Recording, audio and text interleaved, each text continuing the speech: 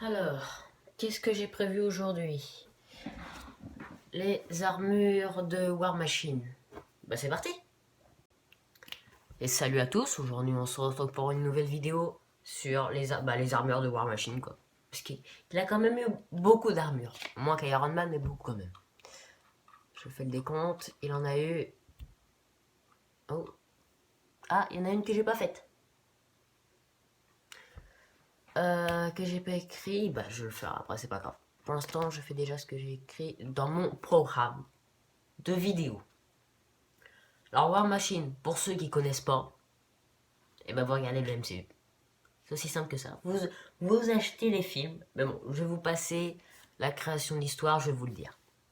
C'était pendant la fête d'anniversaire de Tony Stark, wouhou, dans le film Iron Man 2, le colonel James Rhodes de l'URSS Force confisqua le prototype d'armure Mark II à son ami Tony Stark et devient le héros qu'on connaît maintenant, War Machine.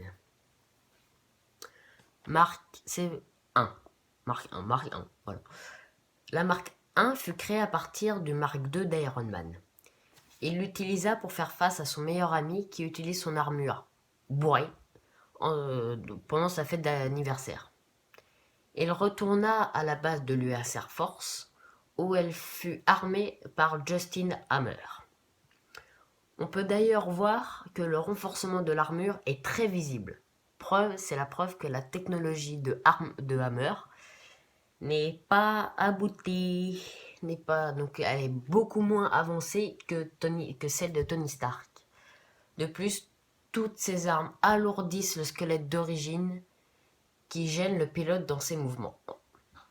Ensuite, après la bataille contre Vanko, donc le grand méchant de Iron Man 2, Tony reprend l'armure afin de récupérer son Mark II.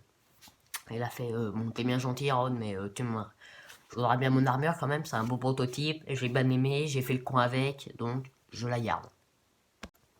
Mark II maintenant. En récupérant son Mark II, Tony en profite pour créer une nouvelle armure pour Rhodes, entièrement fabriquée de technologie Stark. Et ça se voit à l'apparence. Cette fois, les armes sont pensées pour s'intégrer à l'armure et le canon sur l'épaule est construit sur un système de pivot qui lui permet de tourner à sa guise. Dans l'ensemble, l'armure a un côté plus épuré tout en gardant son aspect tank qui est dû à la conception très carrée de l'armure comparé à Iron Man qui utilise beaucoup de courbes et sont plus aérodynamiques. L'armure inspira ensuite deux armures pour l'Iron Legion de Stark, la Casanova pour ses bras et ses jambes, et Hot Rod pour son plastron, donc pour son torse. Elle fut adaptée pour la taille, donc l'armure Mark II fut adaptée pour la taille de Rod, mais surtout pour le réacteur arc qui imposait des conditions extrêmes au cœur humain de Rod. Une fois en possession de cette armure, Rod a effectué de nombreuses missions par le gouvernement et a même retrouvé les 10 anneaux, donc ceux qui avaient capturé Stark dans Iron Man 1, avant d'affronter le tank de la fameuse histoire d'Avengers 2 qui se déroule pendant la bataille de New York. Pour info, Rod a eu le temps de rejoindre les Avengers au resto de shawarma. Voilà, ça c'est une petite info comme ça. Donc après la marque 2, nous avons Iron Patriot.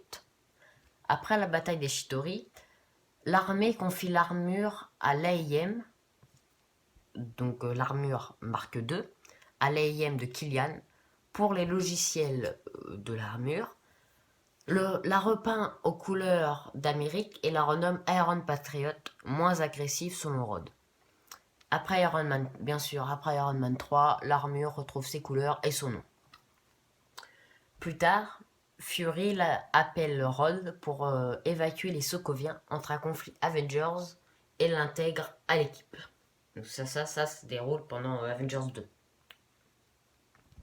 Maintenant, Mark 3.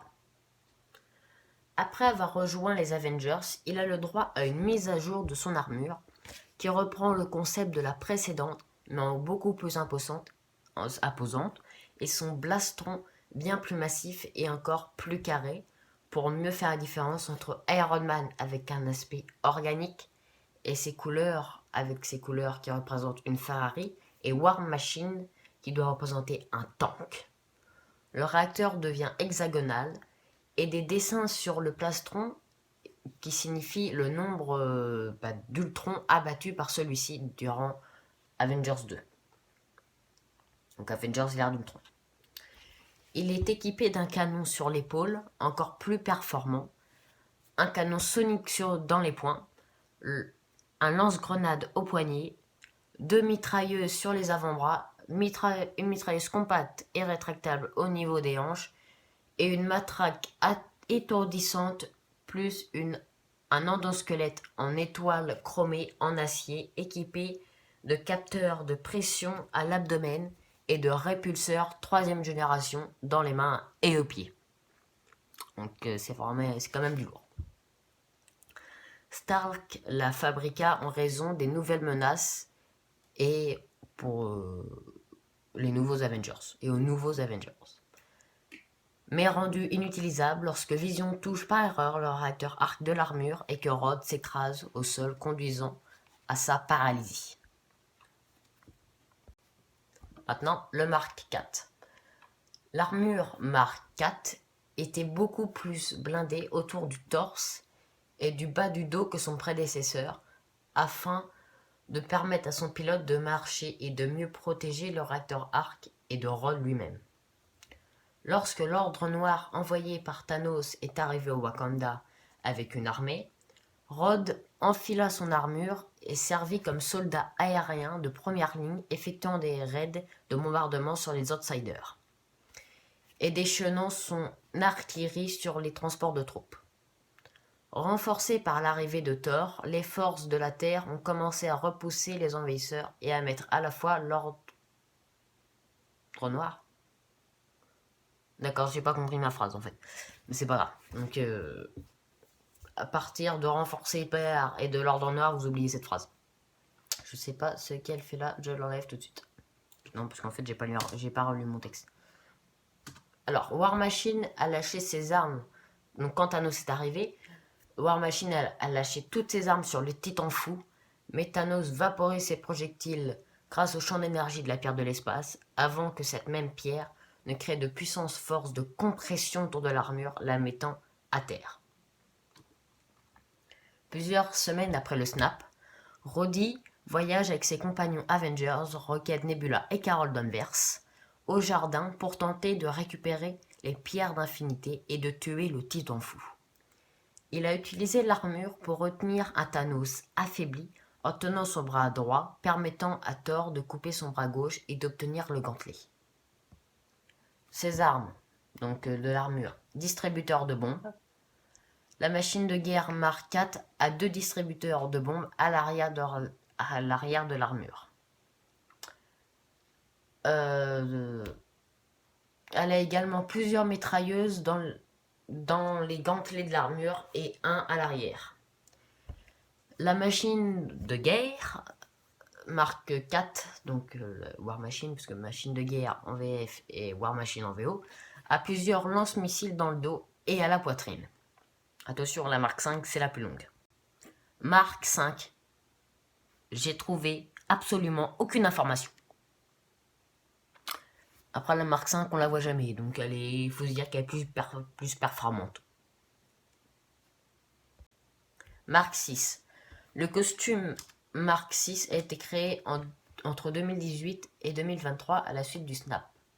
En 2023, le costume a été amélioré par la technologie du suite de quantique et utilisé lors du vol de la pierre du pouvoir sur la planète Morag en 2014 avec Nebula. Pendant l'attaque contre la New Avengers Felicity, Rhodes portait le costume et a été pris dans le bombardement aux côtés des autres membres de l'Avengers qui étaient présents sur place en raison des dommages invalidants subis. La Mark VI a été jetée dans l'épave. Maintenant, je reviens tout de suite pour finir l'écriture de la marque 7. Ok, voilà, c'est bon. Donc, la marque 7. Donc, le marque 7 a été construit avant 2023 et stocké à l'installation des New Avengers. Pendant l'attaque de la New Avengers Felicity, James Rhodes a été piégé sous terre avec l'armure endommagée du Mark 6. Ant-Man, avant de secourir ses amis, trouve le costume, trouve ce costume dans les décombres de la New Avengers Felicity. J'en étais où du coup? Après qu'Ant-Man ait sauvé Rhodes, il lui donne l'armure de Mark 7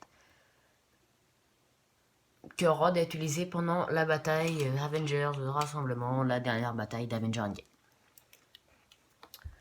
Le Mark 7 était plus grand et beaucoup plus volumineux. Ça c'est plus un tank, c'est un tank x 1000. Donc plus volumineux que ses prédécesseurs et a également eu un arrangement plus unique de couleurs, disons plus de tons bleus et rouges rappelant l'armure du Patriote.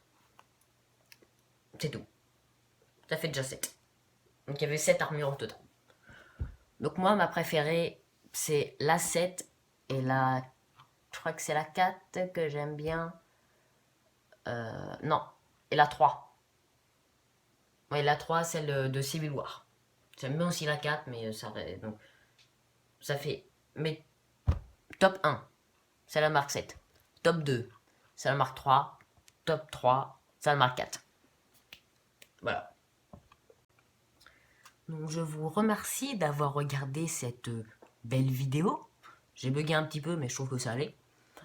Bah voilà, qu'est-ce que j'ai d'autre à dire? Ici c'est bien, c'est bizarre, c'est Bibi. Abonnez-vous. On n'a pas fait les choses dans l'ordre. Abonnez-vous, likez, partagez, commentez, regardez toutes les autres vidéos. En fait, vous faites un après-midi vraiment je crée. Vous installez Instagram si ce n'est pas déjà fait et vous abonnez à mon compte Instagram si ce n'est pas déjà fait. Et moi je vous dis bye bye car j'ai une autre vidéo à préparer. Bye tout le monde, ici c'est bien, si c'est bizarre, si c'est Baby.